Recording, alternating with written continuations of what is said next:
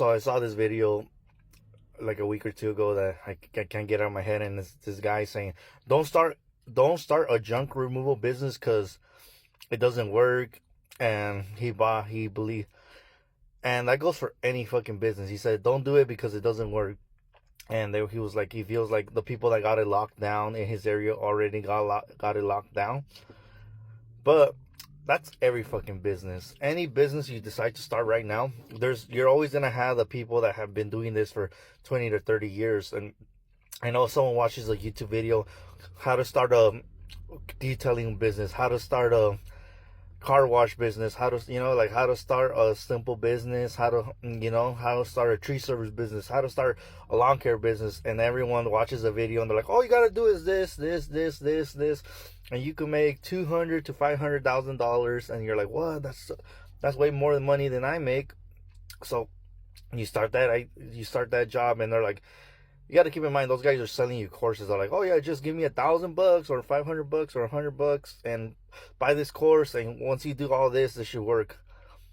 That's the same thing as like saying like how to get a six-pack. You eat less and you work out. It's when it comes down to it, that's how simple it is. Do you see me having a six-pack? Fuck no. I'm 20-30 pounds overweight, probably even more. In theory, it's easy, right? Eat less, work out, you're gonna have a fucking six-pack. But how many people have that? It's like, what, less than 5% of people? And then you always see the super successful people that honestly start posting. That's what I like about Alex Ramosi. You're rarely gonna get someone like me that's posting through the journey of like, fuck this shit. Because most people are like, it's embarrassing. It's just like, or like a video that said, he also mentions like, that's why a lot of, when you see people that are like, oh, I used to be 200 pounds overweight, and they're like, where's the proof?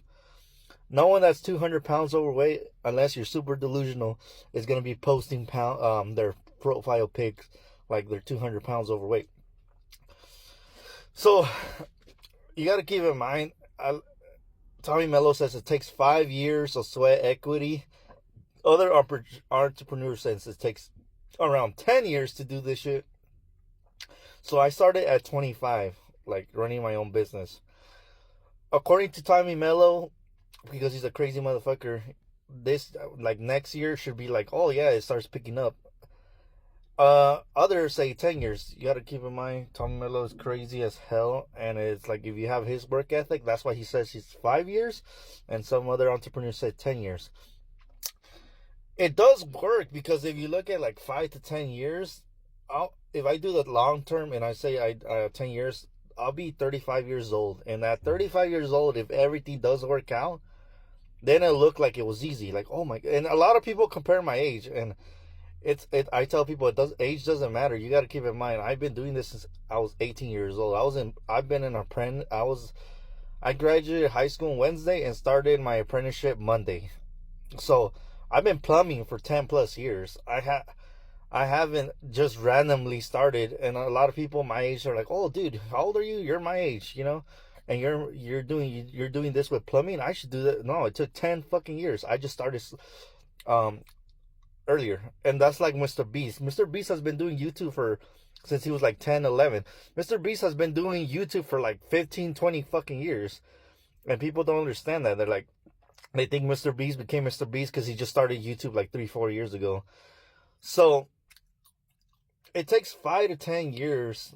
That's what everyone says before you see any success. If you're on the low end, 5 years, you're gonna eat it for fucking 5 years, and people don't understand that.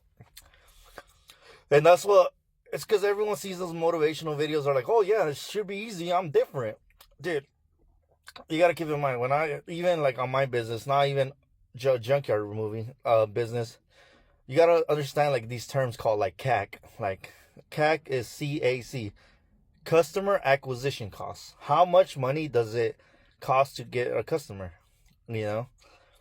So in plumbing, CAC is very expensive when it comes to leads, because Google has this formula. They know, they're like, oh, an average plumber charges this much for a water heater, this much for a water softener, blah blah blah blah blah.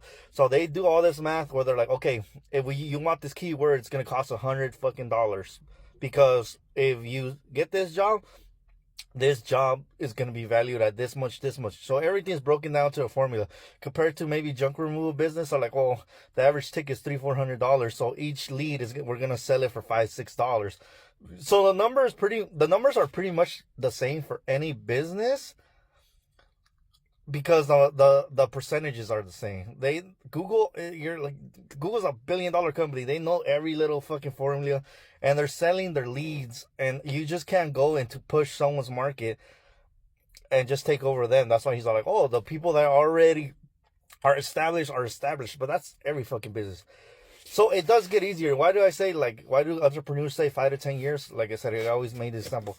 Let's say for the first year you got 100 customers. The second year you have 200 customers. The third year you have 300 customers. The fourth year you have 400 or 500. So by the time you get to year fucking 10, you have 1,000 customers. And then this is where you get to this other term called LAV, lifetime value, LTV, lifetime value of your customer.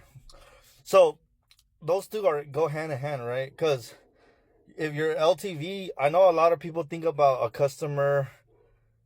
You're like, oh, let's say it costs you like $100 to get this customer, right? And you charge $200. The first time the customer uses it, because you pay Google, you lose money. But guess what? You did a good job, and then the customer calls you again. You don't have to pay Google anymore, because that's your customer. That's why it's called LTV, long time value of your customer. So, like I said, it does get easier, because right now my LTV is like, I have customers that, like I said, I've been doing it 5 years. So now I have customers that never called me, but like 3 years ago, and they're like, hey, blah, blah, blah. Or also if you do good work, you get recommended. That's why a lot of people, they say, oh yeah, just do good work, you're going to get recommended. Yes and no. Because I need money now. I don't need money in 5 months, 4 months. And by the time your customer remembers you, or they might forget about you, that's where like marketing comes in hand. Like, hey, you always got to be advertising. You got to add people as your friends and social media. And also, you can't fake this thing. I've seen people where every Google review, I saw some guy and was like, fuck, this guy, how does he have 400 plus Google reviews? Like, what the fuck am I doing wrong? And this guy, because I could check people's license number, I was like, this guy had just got his license not 1 or 2 years ago. Like, what is he doing that he has so many Google reviews? And then it turns out they're fake. There's some guy in India posting fake reviews. So what happens when you do that? Number one, you could get flagged by Google, and they could ban your fucking account, which you don't want that to happen. So you run that risk, and I know there's a lot of companies right now that are reaching out to me. They're like, hey, like, we could fake 100 Google reviews. And I know the bigger companies, they fucking do that, and they don't care, because you'll see they have like 3,000 reviews, and I'm like, and no bad reviews. And me being in an industry, I see like, dude, the customers are always pissed off at this company. It's like, how the fuck do they never have one negative review? Because they have the money to pay Google, be like, shut up, dude, don't post that review. But for me, I have to do it the natural way. Right now, I have 83 Google 5-star reviews. Each review, it's like a step at a time. But like I said, once we get to year 6, year 7, 8, year 8, and it does work. I'm not gonna tell you it doesn't work. Customers, they do see my Google reviews, and I get on average 2 to 5 customers a month from Google, which. But you gotta keep in mind, I pay zero. I'm paying for sponsor, like natural search. So those 2 to 5 customers is a good thing, because I pay zero to I get them. Acquisition CAC is so low because there's just natural Google reviews, and you gotta see the LTV. Like for them, it could like one of them was a $6,000 lead. So that's pretty badass when you get a $5-$6 job and you pay zero for it. But like I said, it takes forever to fucking do this. It's not like you could just go in there and fake 100 Google reviews. You could, but you might get banned. So like I said, it does get easier over time. Like I said, in year 6, instead of 82 Google reviews, I might have 150. So when a customer's looking through plumbers, they're like, oh, this guy has 150 5-star Google reviews, and they're all legit, and Google didn't ban me. So you do get that benefit of that. But it takes fucking forever. And meanwhile, you're eating it. Because, yeah, I might get 2 to 5 Google reviews that work. But in my numbers, I'm like, I need to get 10, 20. And yeah, I could start burning cash like the other bigger companies do, which they have a budget for. And their budget in Google, like I said, they're probably spending they spend 10 to 20 grand a month on leads. So they got to formula it down. When like I said, that's why Tony Mello says sweat equity. In the first fucking 5 to 10 years, you probably don't, your business is not making enough revenue to be able to drop 10 to 20 grand on Google so you could get constant leads. So you're just always working, trying to like do the most while eating it, while you're bleeding out. It's like, so that, I just crack up when someone says like, "Oh, don't start a junk removal business because you were lied to." It's like, dude, that's not just junk removal business. It's every freaking business. But like I said, it does get easier because it's just straight up math. But the problem is, I'm in year 5. I'm not in year 6 or 7.